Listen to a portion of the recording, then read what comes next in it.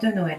Donc je ne vais pas vous montrer comment fabriquer du chocolat, mais plutôt comment le personnaliser à votre goût et au goût des personnes à qui vous allez peut-être l'offrir, ce qui permet d'éviter le gaspillage en offrant aux gens uniquement ce qu'ils aiment, ce qui n'est pas toujours le cas quand on offre une boîte de chocolat toute faite. Donc nous allons prendre du chocolat que l'on aime, du chocolat noir, du chocolat blanc, du chocolat au lait, c'est vraiment comme vous avez envie. Je vous conseille d'éviter le chocolat pâtissier, c'est pas du tout ce qu'il faut, c'est du chocolat qu'on aurait l'habitude de manger. Ensuite il va nous falloir des petites décos. Donc moi j'ai choisi des petites billes de couleur ainsi que de la noix de coco parce que j'avais vraiment rien d'autre sous la main à la maison.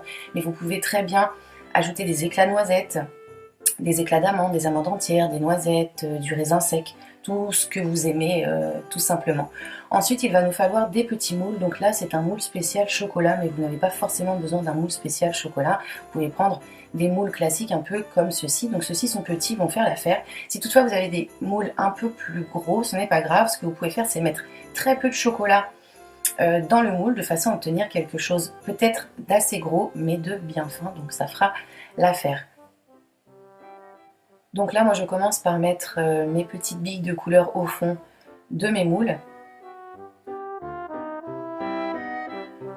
J'en fais également avec de la noix de coco. Donc je vous cache pas que si j'avais eu plus d'ingrédients, j'aurais fait autre chose. J'aurais préféré mettre des amandes entières ou des noisettes entières, faire des petits marbrés de chocolat blanc et de chocolat au lait, ça aurait pu être sympa. Et également de faire des couches de chocolat au lait, chocolat blanc recouvertes de chocolat noir. Ça aurait pu être une bonne idée. On a également les noix, les raisins secs. Il y a vraiment plein de choses à faire. Donc ensuite, je mets mon chocolat à fondre au micro-ondes. Vous pouvez également le faire fondre au bain-marie. Et on remplit les moules.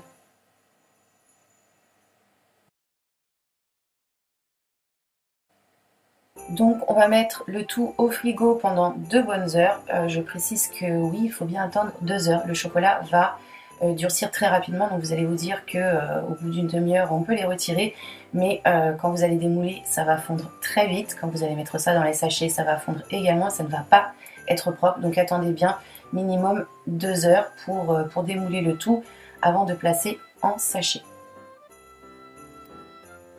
Donc si vous souhaitez ajouter autre chose, comme je vous l'ai dit tout à l'heure, une amande, une noisette ou autre, au cœur de votre chocolat, c'est le moment de le faire avant de placer au frigo pendant 2 heures.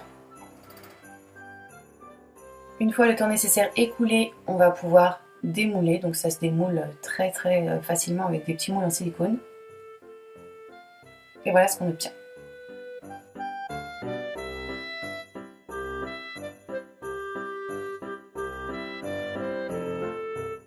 Donc moi je décide de placer le tout dans un petit sachet, donc j'ai trouvé ça en solderie et je trouve ça plutôt sympa. Vous pouvez également fabriquer des petites boîtes avec du carton customisé, ça peut vraiment être très sympa. J'ai également décidé de mettre des petites étiquettes comme ceci avec un morceau de ficelle et je mets le tout dans mon sachet que je ferme. Ensuite je monte ma petite déco et je viens tout simplement la mettre dessus.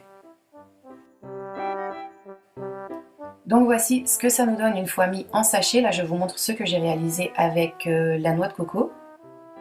Je trouve l'idée plutôt bonne de personnaliser les chocolats au goût de chacun, mis sur une table de Noël dans un petit panier. Ça peut faire son effet et un petit quelque chose en plus qui ne coûte pas très cher. J'espère en tout cas que ça vous a plu. Moi en attendant de vous retrouver pour un nouveau tuto, je vous fais tout plein de bisous. Bye!